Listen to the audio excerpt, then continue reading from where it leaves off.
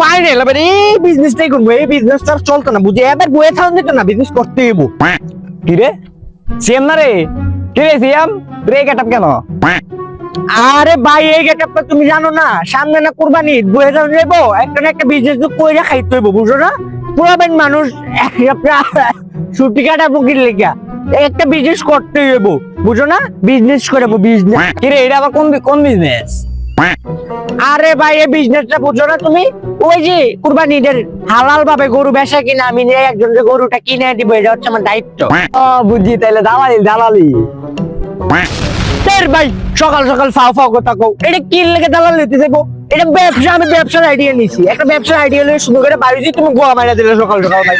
এটা ব্যবসা, আমি একটা মানুষের স্বর্ণ দিয়ে ভালো আনলো, মানুষের গরুটা সাথে কিনা মানুষ যে কোরবানি দেবো সুন্দর সুন্দর, আর আমি 3-4-5 টাকা ফামু, এটি নিয়ে আমি কষ্ট বাজার যাবো, হ্যাঁ ঘুরতে যাবো, এটাও তোমরা শোয় না? এটা দালালি করে না, এটা ব্যবসা, এটা দালালি দোলালি করিও না, এটা হালাল ব্যবসা, হালাল হালাল।